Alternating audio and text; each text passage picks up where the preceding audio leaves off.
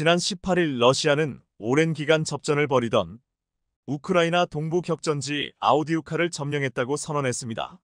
세르게이 쇼이구 러시아 국방장관은 푸틴 대통령에게 아우디이우카를 장악했다고 보고했으며 푸틴 대통령은 중요한 승리라며 치하했다고 하는데요.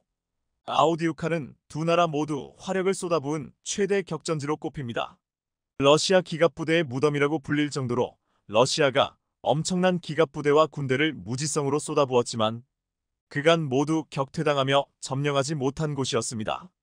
하지만 결국 우크라이나도 버티는데 한계를 느꼈는지 전략적 철수를 단행한 것인데요. 러시아가 아우디우카에서 우크라이나군의 요새 역할을 했던 코크스 화학 공장까지 장악했다는 사실이 알려지자 아우디우카 점령은 기정사실이 되었습니다. 이 공장은 유럽에서 가장 큰 화학 공장 중 하나로 개전 초기부터 이곳을 장악하기 위해 두 나라가 수개월간 격렬한 전투를 벌였고 우크라이나군의 요새 역할을 해왔는데 러시아가 점령함으로써 아우디우카가 러시아에 의해 장악된 것이 기정사실화되었습니다. 결국 우크라이나군 총사령관은 SNS를 통해 아우디이우카에서 병력을 철수하고 있다고 인정했습니다. 푸틴은 중요한 승리를 거두었다며 자화자찬했지만 그동안 이 지역에 쏟아부은 기갑 손실을 생각했을 때 이제 겨우 체면치레를 한 셈입니다. 그런데 러시아는 무지성에 가까운 기갑 돌격 부대를 투입해도 넘어오지 않던 철옹성 아우디우카를 대체 어떻게 점령한 것일까요? 알고 보니 엄청난 공을 들여 진행한 지하작전이 성공했기 때문이었습니다. 지난 3개월 동안 아우디우카에서 우크라이나군은 44대의 중장비 손실을 기록했는데 러시아군은 무려 574대의 중장비 손실을 기록했습니다. 아우디우카 전선은 러시아 기갑부대의 무덤, 러시아군의 고철 처리장이라 불릴 정도로 러시아군 중장비가 많이 파괴된 전선이었습니다. 선두장갑체가 파괴되자 패주하는 러시아군 병사들의 모습은 서방 언론들의 주된 조롱의 대상이 되곤 했습니다. 이처럼 러시아군의 물량 공세는 대단했지만 러시아 군인들의 숙련도 부족, 종이처럼 얇은 구식 기갑차, 러시아 군대의 대드론, 방공 부족 등으로 N차 공격은 모두 실패로 돌아갔습니다. 반면 우크라이나는 서방이 제공한 하이마스 등 신버전 무기들로 러시아군의 물량 공세를 막아내고 있었습니다. 그런데 교착 상태에 빠진 아우디우카 전선에서 러시아군은 놀라운 전술을 펼쳤는데 바로 지하 상륙작전이었습니다. 러시아군은 비밀리에 폐 파이프라인을 타고 우크라이나군 후방에 침투하는 작전을 실행했고 이 작전은 성공했습니다. 기갑들의 무지성 돌격을 상대하며 방어선만 지키던 우크라이나군은 갑자기 땅에서 솟아오른 러시아군을 만나고 상당히 당황했다고 합니다. 결국 러시아는 아우디우카 전선 남쪽 방어선에 심대한 타격을 입히는데 성공했습니다. 엄청난 물량의 포격과 기갑부대의 N차 공세로도 뚫지 못한 방어선을 보병부대 지하 상륙작전으로 뚫은 것인데요. 물론 이 폐파이프라인 지하 상륙작전은 러시아 군인들의 극한의 고생 속에서 달성한 작전이었습니다. 러시아 군인들은 소음을 내지 않기 위해 폐파이프라인에 있던 얼음물과 오물을 몇 주 동안 밤낮으로 청소했고 청소를 끝낸 이후에는 수백 명의 러시아군이 2km 길이의 폐파이프라인을 걸어서 통과해 아우디우카 남쪽 방어선에 큰 타격을 주었다고 전해집니다. 이후 러시아는 곧장 아우디우카의 길이 30km의 차르 열차벽 세웠습니다. 점령지 구축이 들어간 것입니다. 차르 열차벽에 사용된 열차는 러시아군이 점령지에서 훔친 것으로 보이는 2100량 이상의 화물 열차가 동원되었습니다. 이 장벽은 향후 우크라이나군의 반격 시 러시아군의 방어선 역할을 할 것으로 보입니다. 아우디우카를 점령한 러시아는 계속해서 이 전선의 병력을 증원시키고 있습니다. 그동안 무수히 많은 기갑부대와 죄수 용병까지 많은 손실을 본 러시아가 굳히기에 들어갈 것으로 보이는 가운데 우크라이나의 공격도 만만치 않아 이 전선에서는 더 많은 양측 군인들의 피해가 있을 것으로 예상됩니다. 그런데 이후 상황이 묘하게 흘러가기 시작했습니다. 러시아 국방부가 아우디우카를 완전히 점령했다고 한껏 기쁨에 차 있을 때 저 멀리 바다에서 우크라이나가 러시아 흑해 함대에 괴멸적 타격을 입힌 것입니다. 여기에서 한 가지 드는 의문은 해군이 없는 우크라이나가 어떻게 러시아 흑해 함대를 제압할 수 있었던 것일까요? 지난 14일 우크라이나는 흑해에서 러시아 군함을 격침했다고 발표했습니다. 러시아가 점령 중인 크림반도 남부 도시 알루프카의 해안에서 해상드론 공격으로 러시아 군함을 격침시킨 것입니다. 우크라이나 당국이 공개한 영상을 보면 빠른 속도로 러시아 군함에 접근하는 해상 드론의 앞부분이 보이고 결국 충돌하며 폭발하는 모습이 확인됩니다. 우크라이나가 쏜 마구라 VO 해상 드론의 공격으로 러시아 군함 카이사르 쿠니코프의 왼쪽 측면에 구멍이 나 침몰한 것이었습니다. 이날 우크라이나군은 CNN과의 인터뷰에서 우크라이나군의 공격으로 러시아 흑해 함대의 3분의 1이 무력화됐다 고 주장했습니다. 이처럼 러시아의 흑해 함대가 우크라이나군의 주요 타깃이 되는 이유는 크림반도의 전략적 가치와 맞물려 있습니다. 지난 2014년 러시아는 전 세계의 비판에도 불구하고 흑해의 전략적 요충지인 크림반도를 강제 병합했습니다. 군사적으로 보면 크림반도에는 1년 내내 얼지 않는 부동항인 세바스토폴 항구가 있으며 러시아군은 이곳을 흑해 함대의 주둔 기지로 활용 중입니다. 이번에 격침된 카이사르 쿠니코프함은 알루카 인근 해안에서 격침됐는데 이곳은 세바스토폴에서 불과 50km 거리에 있는 곳입니다. 러시아 함선들을 공격해 혁혁한 전과를 올리고 있는 마구라 VO 해상 드론은 우크라이나 국영기업이 개발한 제품이었습니다. 이 해상 드론은 원격으로 제어되며 정찰 및 감시 임무에도 사용되는데 최소 300kg 넘는 폭발물을 싣고 최고 80km/h까지 속도를 낼 수 있으며 공격 범위는 800km에 달합니다. 이번에 카이사르 쿠니코프함이 격침되는 영상을 보면 과거 우크라이나군의 해상 드론 공격으로 러시아 군함들이 격침되는 영상과 거의 비슷한 것으로 러시아군으로서는 똑같은 전략에 똑같이 당한 셈입니다. 개전 초만 해도 러시아 흑해 함대는 우크라이나 연안을 제 집처럼 드나들며 미사일을 쏘아댔습니다. 하지만 시간이 지날수록 흑해 함대는 일부 군함을 러시아 본토로 후퇴시키는 등 행동 반경이 갈수록 좁아지는 모습을 보여왔습니다. 흑해 함대의 모항이 있는 크림반도가 우크라이나군이 보유한 서방제 장거리 공대지 미사일의 사정거리에 들어간 데다 드론 보트의 위협이 갈수록 커졌기 때문인데요.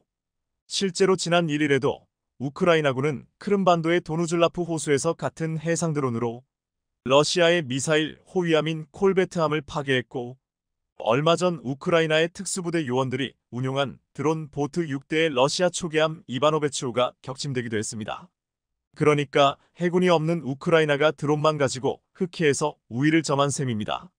CNN은 우크라이나는 사실상 자체 해군이 없지만 기술 혁신, 대담함, 러시아 무능으로 흑해 대부분에서 우위를 점하고 있다.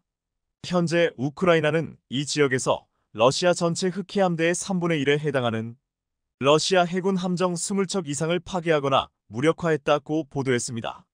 이들의 접근을 막는 적절한 조치를 취하지 않는다는 비판은 러시아 내부에서 계속되어 왔습니다. 하지만 적절한 조치 없이 계속 해상 드론에 당하고 있는 것인데요. 우크라이나는 흑해에서 전공 덕분에 오데사를 비롯해 흑해, 항구에서 곡물 수출을 할 수 있는 해상 통로를 확보했습니다. 엄청난 군비 지출로 재정 수입이 바닥난 우크라이나 입장에서 해상 곡물 수출로는 지난해 7월 흑해 곡물 수출 협정이 만료한 뒤 담비 같은 존재입니다. 우크라이나 농업계는 곡물 수출량이 전쟁 전 수준에 가깝게 회복했다고 반겼습니다. 객관적인 전력으로는 열악하지만 이처럼 상대에게 결정적인 타격을 줄 수 있는 해상 드론의 활용 능력은 우리 해군도 반드시 벤치마킹해야 할 부분입니다. 이처럼 러시아가 결국 아우디우카를 장악하기는 했지만 수개월 동안 엄청난 물량은 쏟아부은 결과치고는 어딘지 부족한 느낌입니다. 결국 최근 푸틴은 초조함을 드러내듯 해서는 안 될 무리수까지 두었습니다. 러시아는 우크라이나 동부의 격전지 아우디우카를 장악했다는 사실을 대대적으로 홍보 중입니다. 그동안 막대한 기갑 부대와 전력을 쏟아붓고도 성과를 거두지 못했던 아우디우카를 장악했다는 사실은 그 누구보다 푸틴에게 반가운 소식이었습니다. 하지만 그렇게 오랫동안 많은 물량을 쏟아붓고도 고작 아우디우카 하나 장악한 것이냐는 비난도 나오는 실정입니다.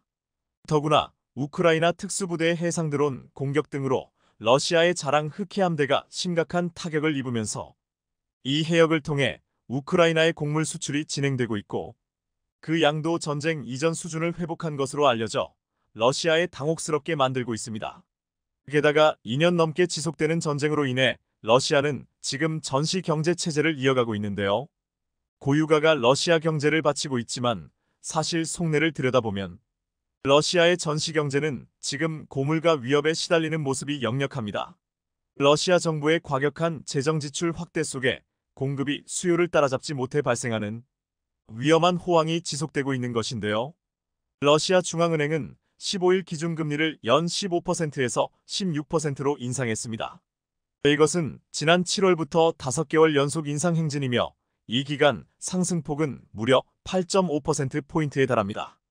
러시아 중앙은행은 우크라이나전을 언급하지 않은 채 기준금리 인상의 원인으로 물가를 지목했습니다. 러시아에서 올해 말까지 연간 소비자 물가 상승률은 약 7.0에서 7.5%에 근접하고 있습니다. 이 정도 수치라면 실질적으로 국민들에게 체감되는 물가 상승은 그야말로 엄청나다고 볼 수 있는데요. 러시아 중앙은행 역시 급격히 개입하지 않을 경우 자국 경제가 버텨내지 못할 것이라는 진단까지 꺼냈습니다. 엘비라 나비울리나 러시아 중앙은행 총재는 경제가 자동차라고 생각해보라. 성능보다 빠르게 달리려고 하면 엔진이 과열돼 멀리 가지 못할 것이다. 라고 설명했습니다. 서방 전문가들은 러시아 경제가 우크라이나전 때문에 위험한 수준으로 과열되고 있다고 더 근본적인 원인을 지적합니다. 영국 이코노미스트는 러시아가 전쟁 직후부터 고물가에 대처해왔으나 이제는 통제력을 잃어가고 있는 형국이라고 지적했습니다. 전문가들은 전쟁 때문에 비롯된 러시아의 물가 상승에 복합적 요인이 작용하고 있다고 봅니다.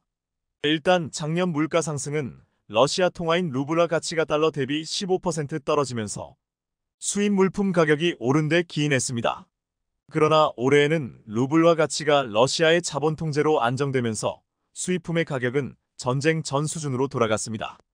올해 소비자 물가를 밀어올리는 가장 큰 요인은 돈이 너무 많이 풀리고 있다는 관측이 지배적입니다.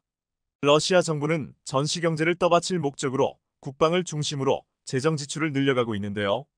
지난해 러시아 국방비 예산은 전체 공공 예산의 약 3분의 1을 차지했습니다. 이는 2011에서 2022년 전체 예산 대비 국방비 비율이 13.9에서 23%에 그친 것과 뚜렷하게 대비됩니다. 러시아는 내년 국방비로도 전체 예산의 3분의 1에 해당하는 10조 8천억 루블, 약 155조 5,200억 원을 편성하기로 했습니다. 더구나 대통령 선거를 앞두고 전사자, 가족의 30년치 평균 임금을 지급하고 복지 지출도 늘리고 있습니다. 이 정도 경기 부양은 코로나19 대유행기를 능가하는 것으로 막대한 재정을 지출하고 있는 것입니다. 미국 뉴욕타임스는 러시아가 전쟁 자금을 계속 풀면서 동시에 인플레이션을 막아야 하는 난제에 직면했다고 지적했습니다. 문제는 러시아가 돈이 너무 많이 풀었다는 점입니다. 현재 고물가는 과열된 수요를 공급이 따라가지 못하는 데에서 발생했을 가능성이 크기 때문입니다.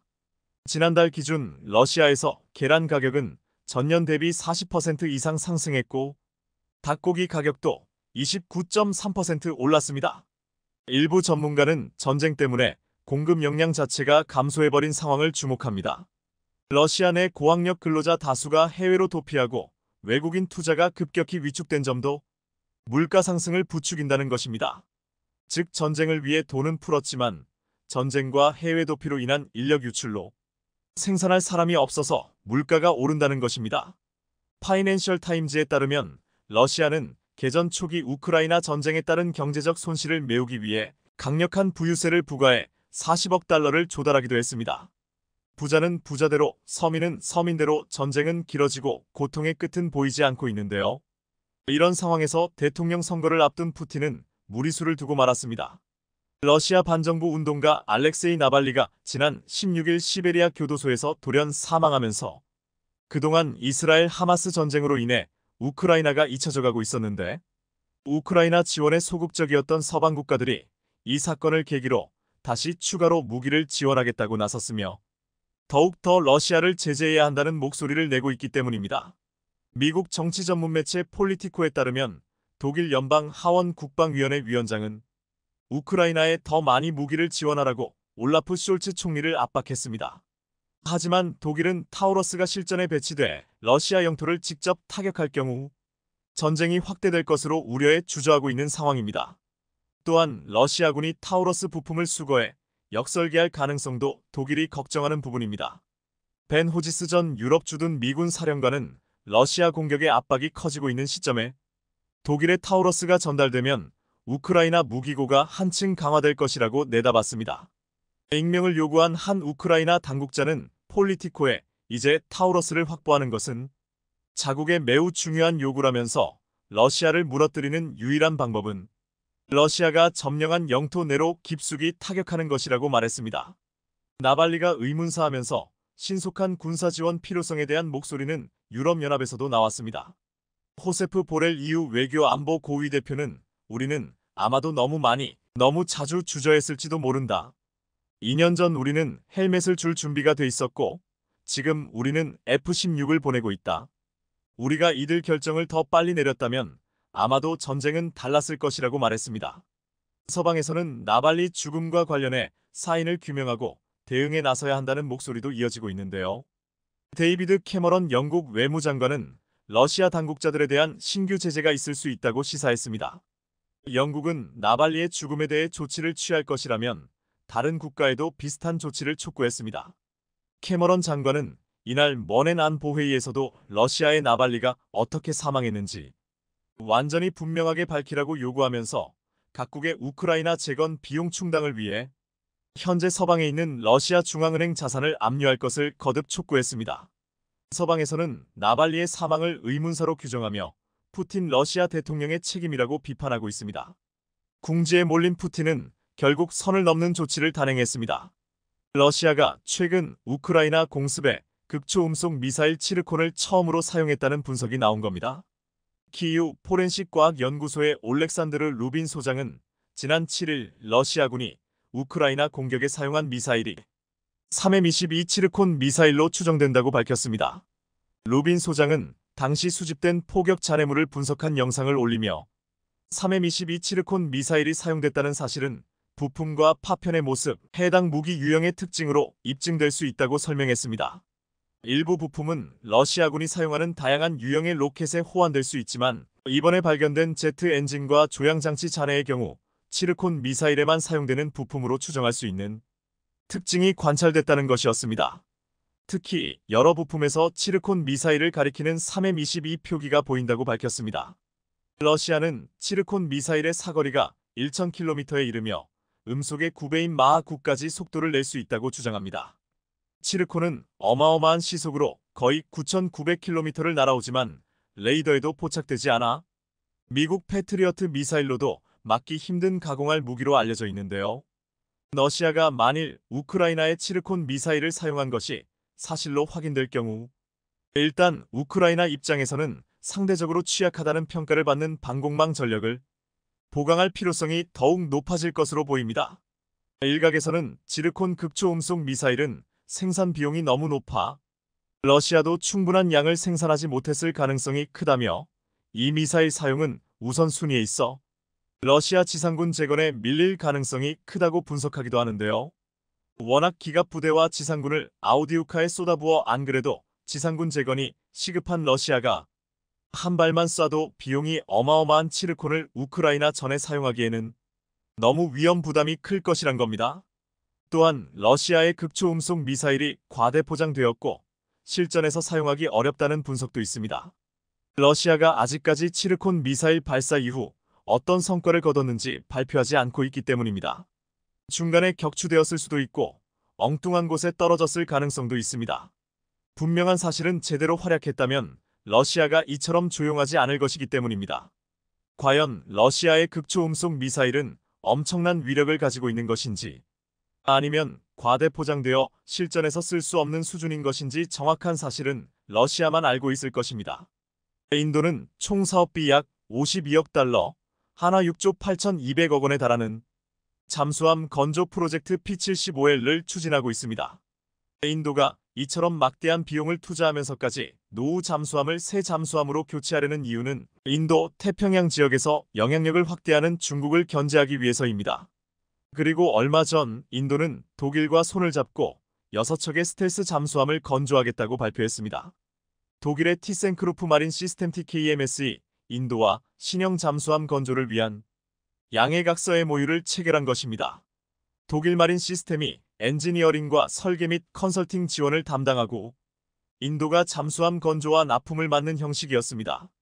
결국 실제 잠수함은 인도에서 건조됩니다. 인도에서 잠수함을 제조하면 건조 비용을 낮출 수 있기 때문입니다. 독일은 이번 인도 잠수함 사업을 수주하기 위해 공을 많이 들였습니다. 막판에는 총리까지 인도에 투입하며 강력한 경쟁자를 막기 위해 총력을 기울였습니다. 독일의 강력한 경쟁자는 바로 한국이었습니다. 관련 업계에 따르면 올라프 숄츠 독일 총리는 인도 뉴델리를 방문해 나렌드라 모디 총리와 정상회담을 하는 등 한국의 하나오션을 따돌리기 위해 모든 방법을 총동원했습니다. 인도는 보유하고 있는 잠수함들이 노후화됐다는 판단에 따라 외국 기업과 함께 잠수함을 건조한다는 계획을 세웠고 한국과 독일 기업을 두고 저울질을 계속해왔습니다.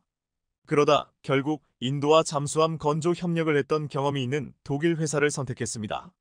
독일의 티센크루프 마린 시스템 TKMS는 이미 1980년대에 인도와 계약을 맺고 잠수함 4척을 건조해 인도 해군에 취역시킨 경험이 있었기 때문입니다. 여기까지는 독일의 완벽한 승리로 끝나는 듯 했습니다. 하지만 한국은 인도 잠수함 건조 프로젝트 P75L에서 완전히 손을 뗀 것이 아니라 다음 단계를 준비하고 있었습니다. 대우조선해양을 인수한 하나오션이 하나에어로스페이스와 함께 인도 차세대 잠수함에 탑재할 잠수함용 배터리 사업에 적극 나선 것입니다. 얼마 전 한화는 인도 정부의 P75I 프로젝트에서 잠수함의 배터리 팩에 대한 한화의 최첨단 에너지 저장 시스템 기술을 제공하고 싶다는 의사를 전달했습니다. 이 자리에서 한화는 배터리 사업 협력은 물론이고 앞으로 인도에서의 연구개발 및 전반적인 투자 전략까지 함께 제시한 것으로 알려졌습니다. 잠수함 건조 사업에서 배터리는 알짜 중에 알짜로 불립니다. 따라서 비록 잠수함 수준은 놓쳤지만 선방했다는 평가를 받고 있습니다. 무엇보다 하나오션은 대우조선해양 시절부터 리튬이온 배터리 기반 AIP를 탑재한 국내 최초 3000T급 잠수함 도산 안창호함을 건조하며 기술력을 인정받은 회사입니다.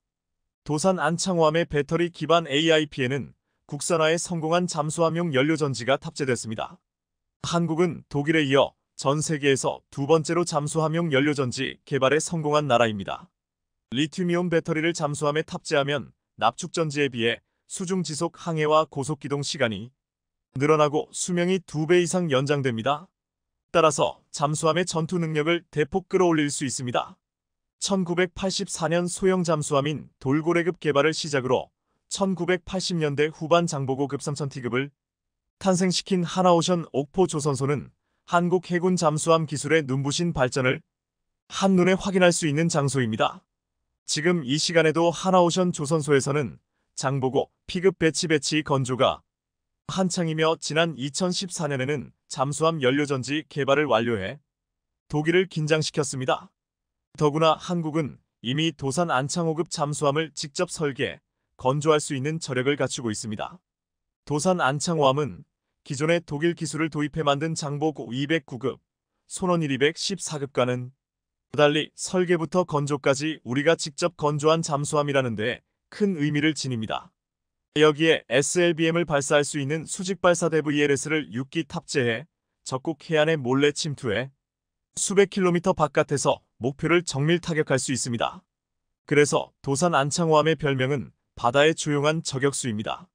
도산 안창호함의 장점은 삼축 체계 가운데 킬체인 즉 시한성 긴급 표적 선제 타격과 KMPR 대량 응징 보복 체계를 바다에서 구현할 수 있다는 점입니다. 실제로 과거 괌 근처에서 열린 텐덤 스러스트 다국적 훈련에서 각국 잠수함들이 어뢰 실사격 훈련을 했는데 첫 순서인 장보고급 잠수함 2000함이 표적이었던 미 해군의 배수량 1만 2천 톤 규모 클리블랜드급 경순양함 오클라호마 시티함을 단 한 발로 격침시키는 일이 벌어졌습니다. 장보고급이 수상 배수량 기준 1200톤이니 문자 그대로 10배쯤 큰 군함을 한 방에 날려버린 셈이었습니다. 원래 클리블랜드급은 덩치가 큰 만큼 어뢰 한 발만으론 격침시키기 힘들어 표적으로 쓰였는데 실제로 한국은 한 발 만에 바닷속에 가라앉혀 미국을 포함해 순서를 기다리던 다른 나라 잠수함들은 이날 사격을 포기해야 했습니다. 그래서 이날 미 해군은 원샤트, 원힛, 원싱크라는 말로 장보고급 잠수함인 2000함의 해군들을 칭찬했습니다. 과거 한국은 미국과 독일의 기술을 따라잡으려 애썼던 시절이 있었습니다. 하지만 지금 한국은 독자적으로 잠수함 배터리를 만들고 도산 안창호급 잠수함을 직접 설계, 건조하며 마침내 제진제 국산화에까지 성공한 나라가 되어 있습니다. 6월 15일 하나오션은 올해 함정의 진동과 소음을 줄여 작전 성능을 높여주는 도료 제진제의 국산화에 성공했다고 공식 발표했습니다. 제진제는 수상함과 잠수함 등 함정의 위치가 상대에게 노출될 위험을 낮춰 은밀한 작전 수행을 돕는 제재입니다. 제진제는 지난 30년간 미국과 독일 등 수입에 의존해왔지만 공급사에서 요구하는 최소 주문 수량의 목표 조건을 맞추기 위해 필요 이상의 도료를 발주하는 경우도 있었습니다. 그래서 작업 일정 변경 등으로 유통기한을 넘기면 일부 수량을 폐기하거나 반대로 통관 절차 등으로 수급에 오랜 기간이 소요돼 자재 조달에 어려움을 겪기도 했는데요. 이번에 하나오션이 개발한 제진제는 수입 제품보다 가격이 저렴하고 최소 주문 수량이나 통관 절차 등에 문제없이 사용할 수 있어 생산 효율도 높습니다. 더구나 로이드 성급 노이즈 레지스터 인증서를 획득해 국내외 함정은 물론 특수 목적으로 광범위하게 적용할 수 있습니다. 이런 기술력을 총동원해 현재 하나오션의 조선소에서는 도산 안창호급보다 크기와 배수량을 대폭 확장한 장보고3 배치기가 건조되고 있습니다. 장보고3 배치기는 AIP 탑재 디젤 전기 추진 잠수함으로 수중 작전 능력 탐지 능력 무장 등에서 앞선 기술이 적용됩니다. 폴란드는 한국이 잠수함 설계 및 건조 능력과 배터리 기술까지 모든 것을 할 수 있다는 것을 알고 있습니다. 더구나 K 흑표 전차 1000대, K9 자주포 670문, 초음속 경공격기, FA50 48대 등 지난해 국산 무기를 대거 구매하며 한국 방산에 대한 만족도가 워낙 큰 나라이기 때문에 잠수함 구매 사업을 진행한다면 잠수함도 한국에서 구매할 가능성이 높다는 게 업계의 전망이었습니다. 그리고 마침내 국방장관이 이런 발언을 했습니다. 마리우시 부아슈차크 폴란드 부총리 겸 국방부 장관은 지난 24일 수도 바르샤바에서 열린 디펜스 24데이 콘퍼런스에서 올해 잠수함 도입을 위한 오르카 프로그램을 시작할 것이라고 밝혔습니다. 부아슈차크 장관은 도입 예정인 잠수함의 대략적인 요구 성능도 소개했습니다. 수중에서 고속으로 장기간 은밀하게 기동할 수 있어야 하며 어뢰는 물론 침략자의 영토 깊숙이 있는 목표물을 타격할 수 있는 순항미사일을 운용할 수 있어야 한다고 말한 겁니다. 그러면서 이런 말을 덧붙였습니다. 수주 경쟁의 유럽뿐 아니라 그 너머의 파트너들도 초대하고 싶다. 즉, 입찰 참여 대상을 유럽 업체만으로 제한하지 않겠다는 뜻을 밝힌 것입니다.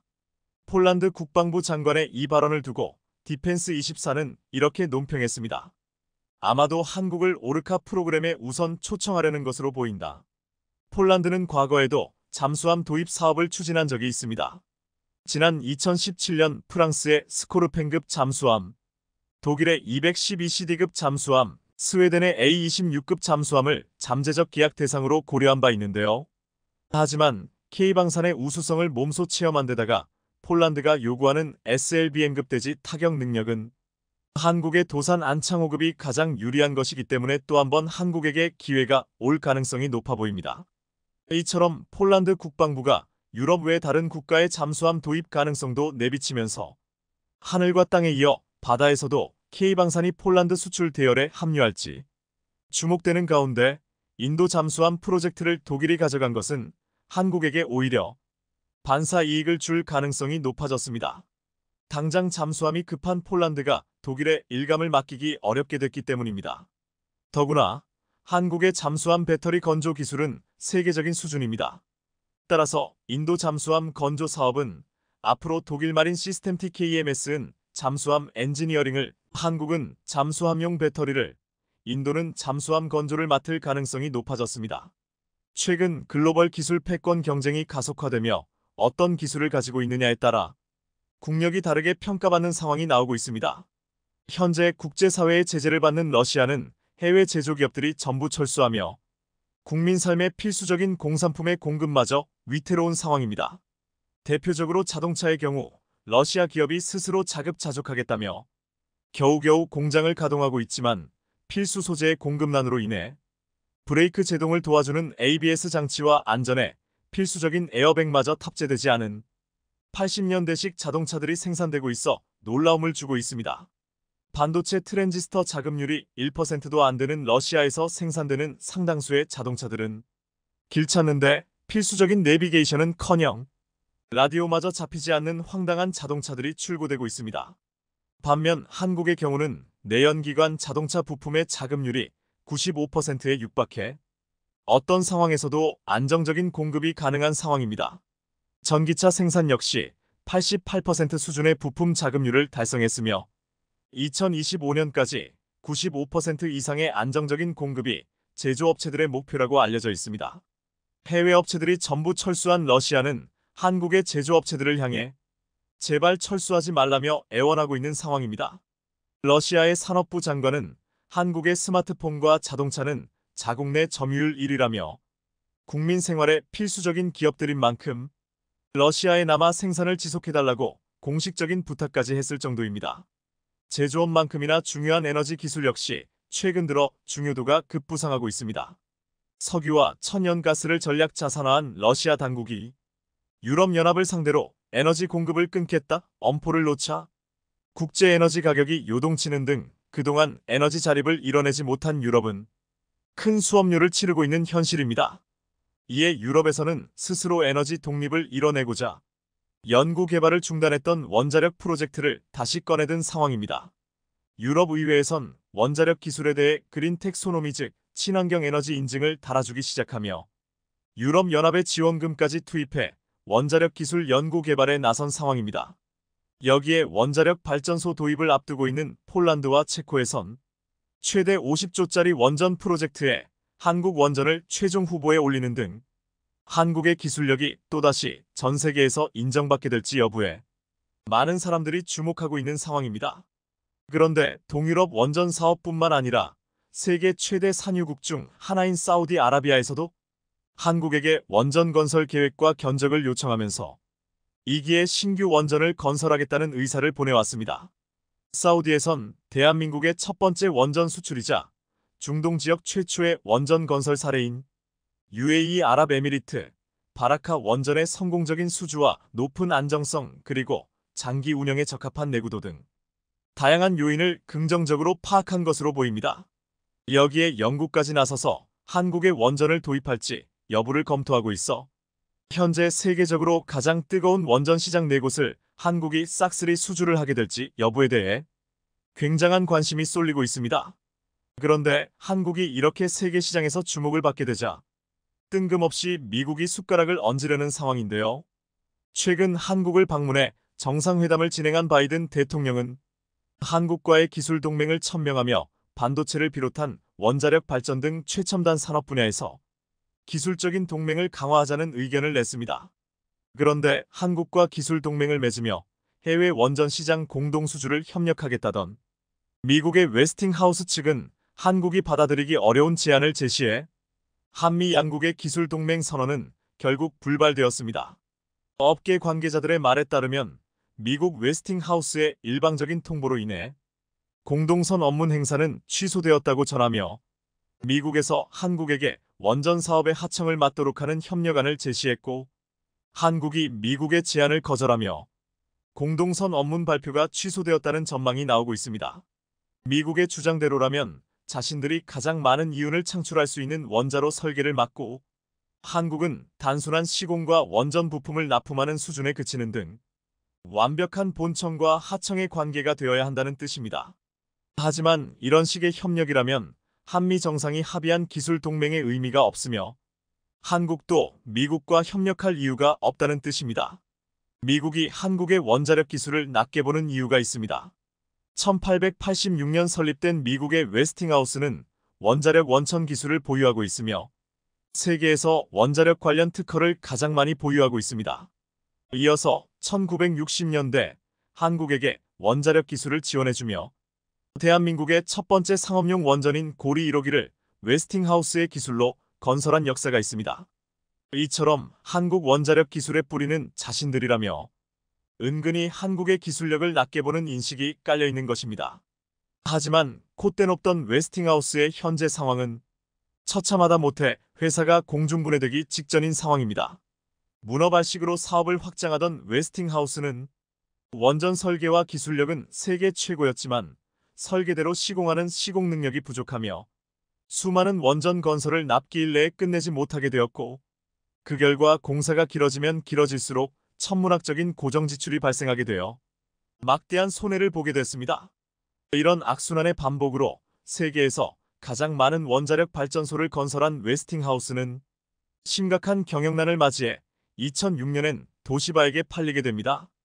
도시바에게 팔린 웨스팅하우스는 원전 사업에서 지속적인 적자를 내며 단기간에 누적 손실 7조 원을 기록하는 등 사상 최악의 부실 기업으로 등극했습니다. 이 과정에서 도시바 측은 웨스팅하우스의 부진을 조작하려 손실을 감추고 매출과 이익을 부풀리는 분식회계를 저질렀는데, 이로 인해 웨스팅하우스와 일본 기업의 신뢰도는 국제사회에서 완전히 추락하게 되는 계기가 되었으며, 일본의 도시바 역시 기업이 공중분해되는 계기가 됩니다. 이렇게 과거의 명성과 특허 개수 말고는 이빨 빠진 호랑이인 웨스팅하우스는 한국의 원자력 사업을 자신이 키워줬다며 최근의 원자력 기술 동맹 협상에서도 한국보다 우위에 있기 위한 신경전을 벌이고 있는 상황입니다. 웨스팅하우스 측에서 한국을 무시하는 태도로 나오자 한국도 이제는 세계 시장에서 인정받는 세계적인 기술력을 확보했다며 웨스팅하우스와의 협력은 필요 없고 기술 동맹도 엎어버리겠다는 식의 강경한 조치를 하자 웨스팅하우스에서 굽히고 들어온 상황입니다. 최근 전 세계 원전 시장에서 가장 주목을 받는 한국이기에 한국과 협력을 일궈내야 자신들도 해외 사업 수주에서 조금이라도 얻어갈 게 있기 때문입니다. 이에 공동선 업무를 거부했던 웨스팅하우스는 불과 몇 시간 만에 입장을 바꾸고 한국과 해외 원전 시장 공동 진출을 위한 협력을 하겠다며 한미 기술 동맹을 구체화하자고 약속했습니다. 이번 협상에서 한국의 우수한 공급망과 설계 및 관리 능력, 그리고 웨스팅하우스의 특허와 기술력이 결합한다면 세계 최고의 시너지를 낼 수 있다며, 며칠 전만 하더라도 한국을 하청업체 취급하던 미국의 입장은 180도 달라진 상황입니다. 여기에 1700조 원 규모의 원자력 시장을 한미동맹이 독식할 수도 있다는 전망이 나오고 있습니다. 대형 원전 시장은 영국, 폴란드, 체코를 비롯해 세계에서 가장 많은 석유를 생산하는 사우디마저 원자력 발전소를 짓겠다고 한국에 제안할 만큼 잠재 가치가 굉장히 높은 시장입니다.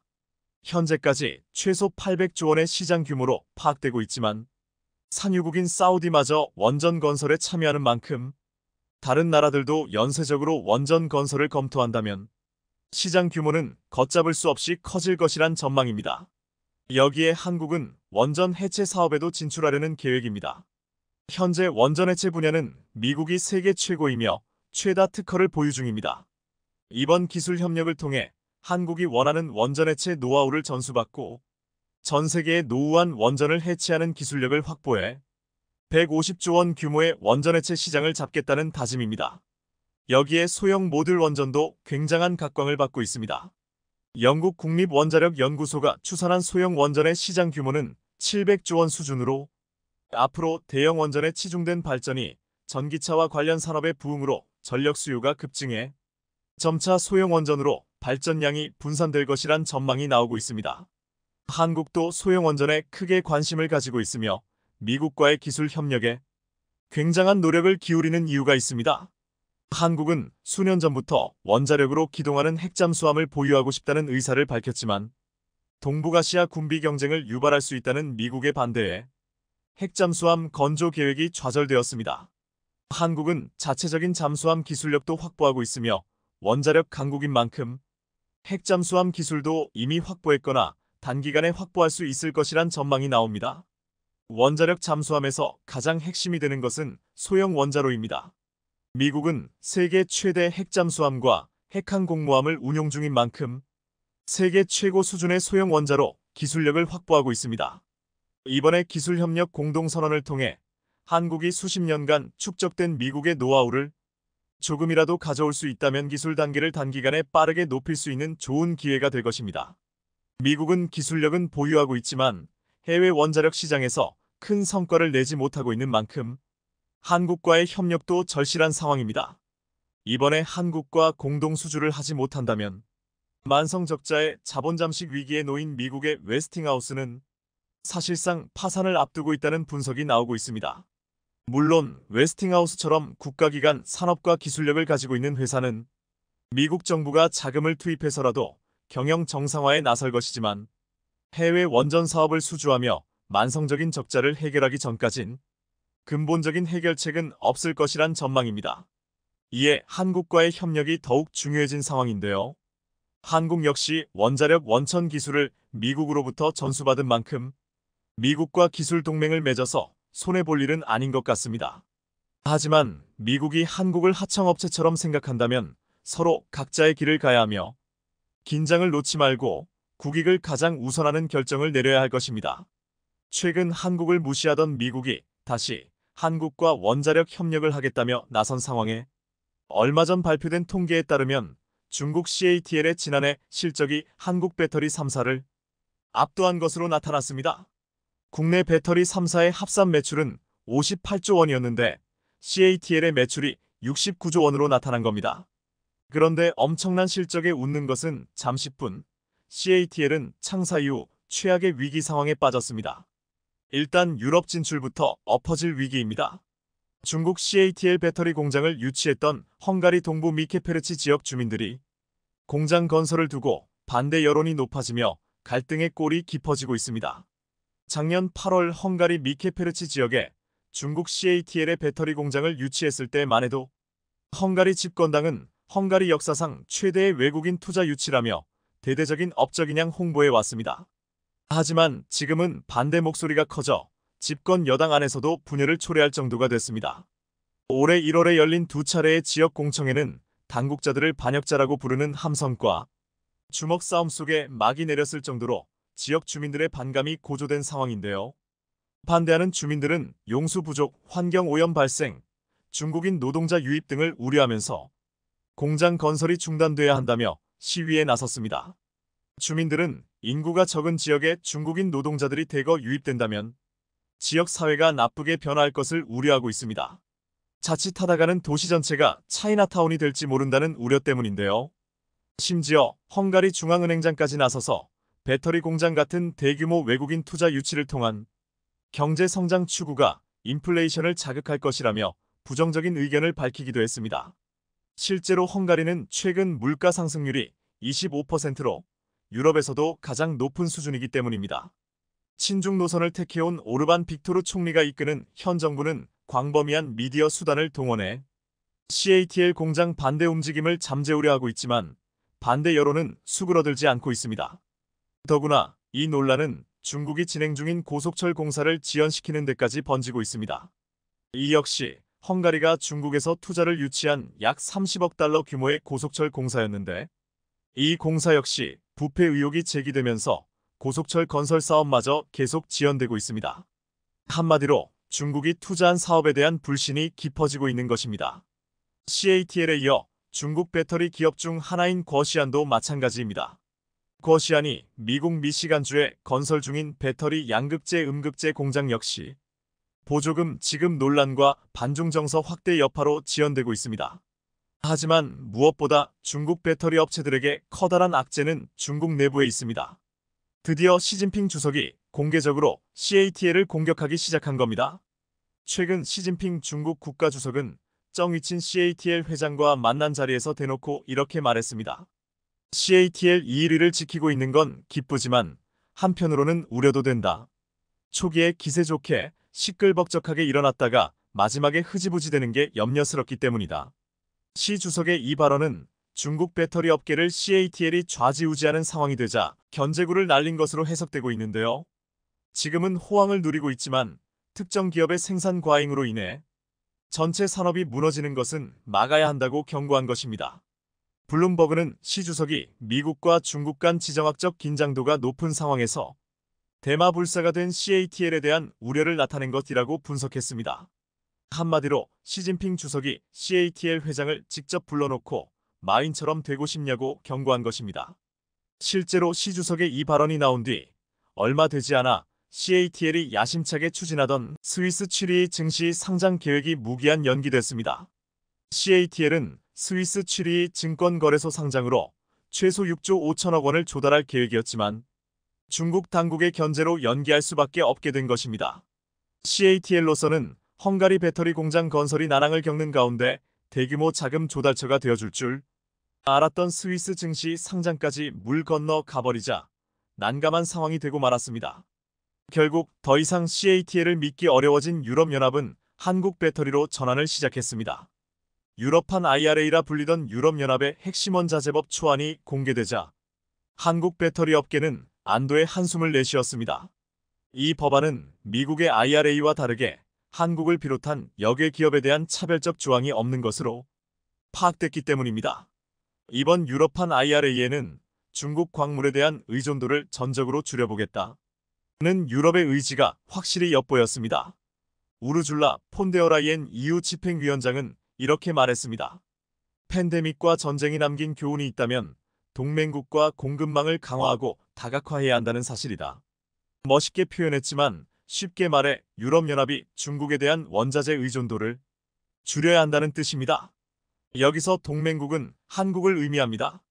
한국 배터리 업계로서는 유럽에서 새로운 기회가 열린 것입니다.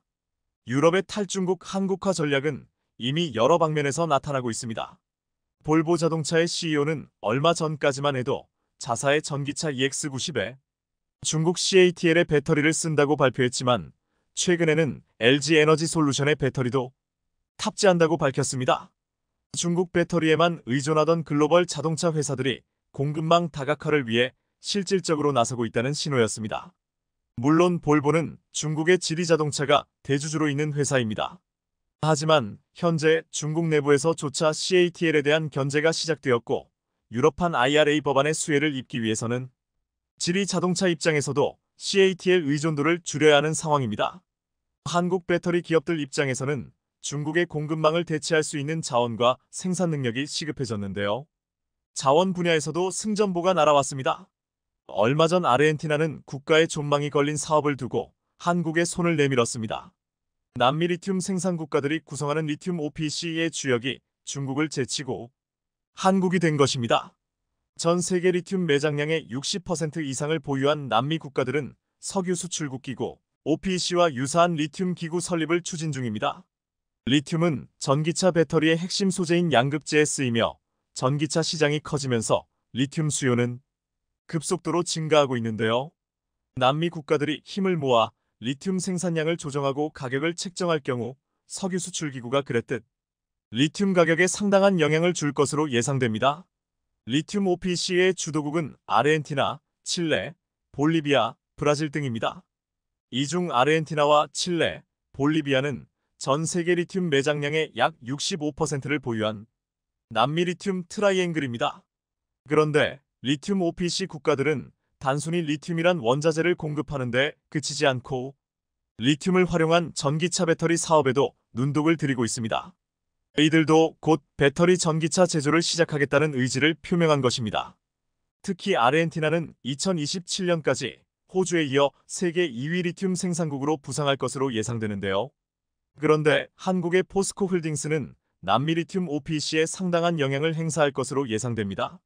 오래전 포스코 홀딩스가 아르헨티나 옴브레 무에르토 리튬 소금호수 채광권을 인수했기 때문입니다. 포스코가 3천억 원에 인수한 이 호수는 이미 가치가 113배나 뛰었습니다. 이 염호는 매입 당시 리튬 매장량이 220만 톤으로 추정됐으나 처음 추정치보다 6배나 많은 1350만 톤의 리튬이 매장된 것으로 추정되고 있습니다. 더구나 한국의 전기차, 배터리 업계는 세계 최고의 기술력을 갖고 있기 때문에 아르헨티나로서는 한국에 안정적으로 리튬을 공급하고 전기차 배터리 기술에 있어 협업을 진행한다면 한국과 아르헨티나 모두에게 원원이 될 것입니다. 현재 중국 CATL은 배터리 시장 점유율 1위를 차지하며 한국 배터리 3사의 매출을 압도하는 실적을 자랑하고 있습니다. 하지만 최근 한국 배터리 기업들은 CATL의 마지막 숨통을 끊기 위한 전략을 내놓았습니다. CATL을 비롯한 중국 업체들은 지금까지 LFP 배터리의 가격 경쟁력을 내세워 빠르게 시장을 잠식하고 있었지만 이제 더 이상 이 전략이 통하지 않을 듯합니다. CATL이 특히 강했던 LFP 배터리 시장에 한국 배터리 3사가 속속 뛰어들어 중국의 점유율을 잠식해가고 있기 때문입니다. 중국 배터리 업계는 양적 측면에서는 세계 1위이지만 기술력의 척도인 특허수에 있어서는 세계 배터리 업계를 양분하고 있는 한국에 비해 많이 부족합니다. 단편적인 예로 CATL의 배터리 특허는 약 4,000건이지만 LG에너지솔루션은 약 24,000건의 특허를 보유하고 있습니다. 이처럼 지금까지 중국 배터리 업계는 큰 기술력이 필요하지 않은 비교적 저렴한 LFP 배터리 시장에서 양적으로 앞서갔는데요. 중국이 좌지우지하던 LFP 배터리 분야까지 한국이 가져온다면 양과 질 모두 한국이 중국을 압도할 것으로 보입니다.